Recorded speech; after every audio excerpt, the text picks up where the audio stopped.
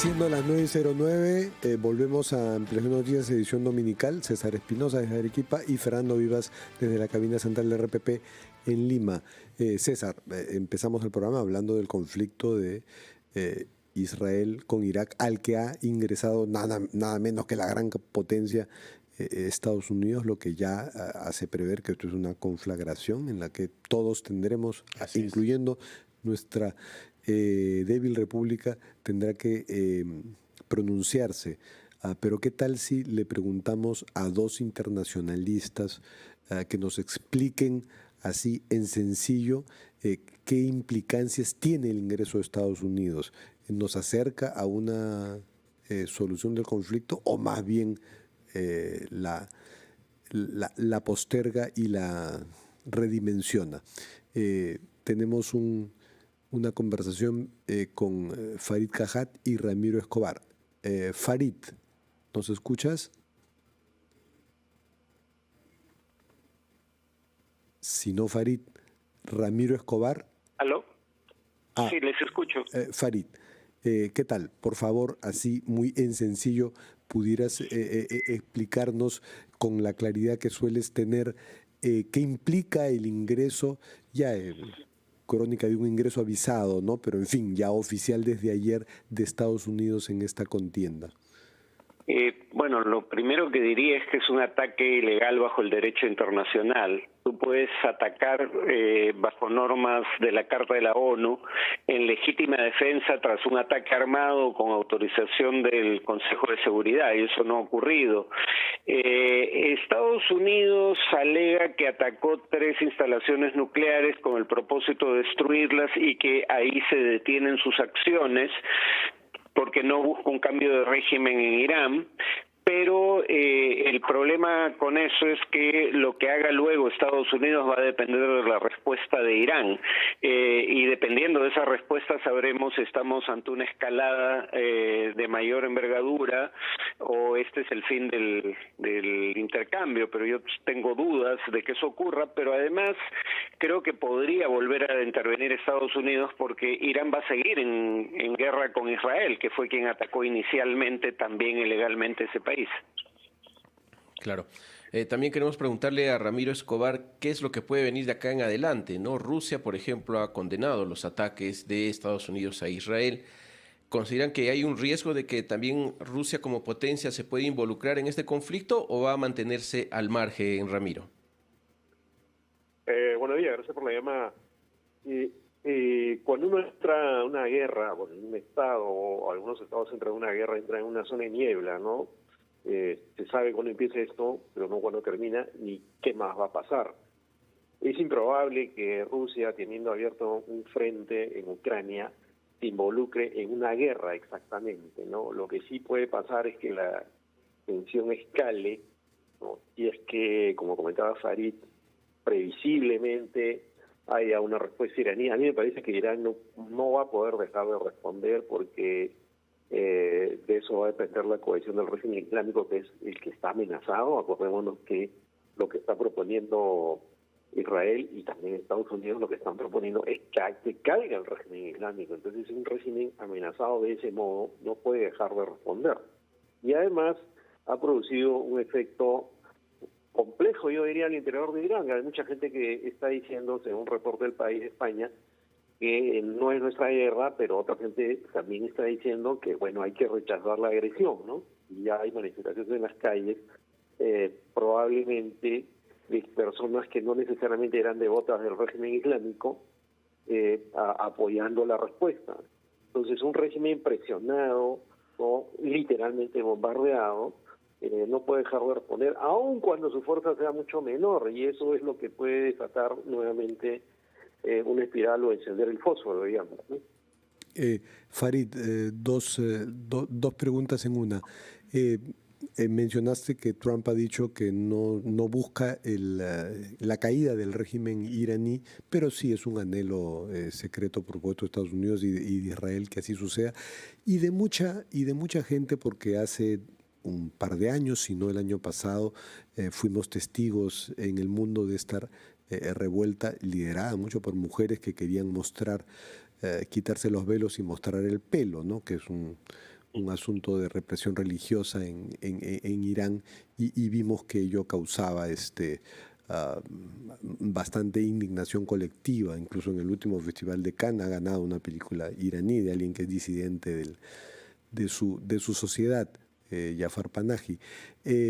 ¿Podría estas agresiones podrían generar un movimiento contra el régimen iraní interno fuerte, o más bien sucede lo que sucede en todas las guerras, que hay una unidad nacional en torno a quien sea quien tiene las riendas del país? Bueno, lo que hemos visto en primera instancia es lo segundo. Si acaso hay marchas defendiendo al país, no necesariamente al régimen, de una agresión extranjera no provocada, y por otro lado marchas pidiendo que Irán obtenga una bomba atómica. Eso nunca había ocurrido antes, y de cualquier modo habría que recordar los intentos de cambio de régimen propiciados por potencias occidentales en Oriente Medio o regiones colindantes. Todos han sido un desastre, ¿no? Siria, Libia, Irak, y en el caso de Afganistán, el régimen talibán se reinstauró al cabo de 20 años de combates. Entonces, cuidado con lo que se desea, que puede ser peor. Muy bien. Estamos en Ampliación de Noticias y vamos a seguir conversando con Ramiro Escobar y Farid Cajat, internacionalistas, de lo que está ocurriendo en Medio Oriente. Pero tenemos que cumplir con nuestros anunciantes. Regresamos con más en Ampliación de Noticias. César Espinosa, pero estamos conversando además con los internacionalistas Ramiro Escobar y Farid Cajat acerca de lo que está ocurriendo en Medio Oriente con este ataque que ha realizado Estados Unidos a bases nucleares de Irán, el ingreso prácticamente de una potencia mundial a este conflicto que se está dando entre Irán e Israel. Ramiro, yo quería hacerte la siguiente consulta. El Parlamento iraní ha aprobado el cierre del estrecho de Hormuz, pero va a ser el máximo organismo de seguridad quien va a tomar finalmente la decisión si se cierra o no este estrecho.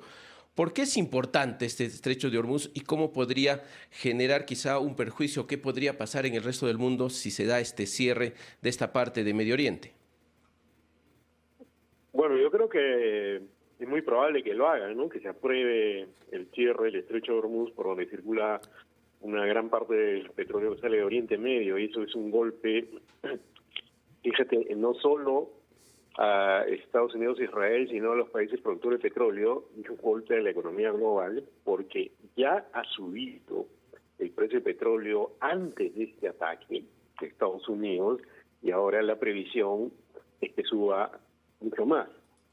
Ya hay informes sobre eso, ya hay previsiones de que las bolsas mañana lunes caerían dramáticamente, porque es imposible que ante un ataque de esta magnitud y ante el cierre del estrecho de Hormuz, que bloquearía la circulación de petróleo, no haya un impacto en la economía regional y en la economía global. Entonces, cuando algunas personas acá en el Perú se preguntan si esto nos afecta, por supuesto que nos afecta, ya nos está afectando, y con esto nos va a afectar aún más económicamente. Pero hay algo que no hay que olvidar, ¿no? Que el impacto de una guerra debe verse no solo en términos económicos, sino en términos de la sensibilidad y la necesaria defensa de los derechos humanos que tiene que ejercer cualquier ciudadano, no importa dónde esté. Por eso me parece importante lo que dijo Fernando al comienzo respecto a que la Cancillería peruana debería ya emitir un comunicado rechazando este ataque, ¿no? Como ha hecho el presidente Boric, ¿no? Que ya se ha pronunciado a las pocas horas o minutos incluso del ataque de Estados Unidos, oponiéndose a esta agresión, ¿no? Porque esto no va en favor de nadie, esto va a traer más guerra.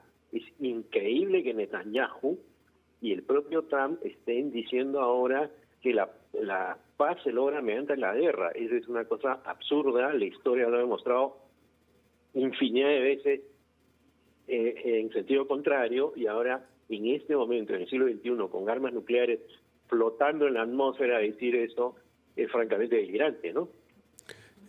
Una pregunta para Farid Cajat. Farid, Trump en su breve intercambio de ayer con la prensa no ha tenido que explicar, que fundamentar por qué esta decisión de Estados Unidos, pero algo dijo que viene a ser como su sustento, ¿no?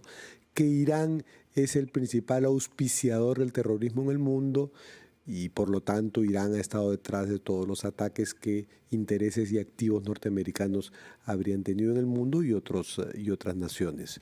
¿Qué tan cierto es esto? ¿Qué tan consistente puede ser este argumento en la sociedad norteamericana para justificar el ingreso de Estados Unidos a la guerra? A ver, Irán ha apoyado y apoya grupos irregulares armados que han usado el terrorismo como medio de acción en Oriente Medio.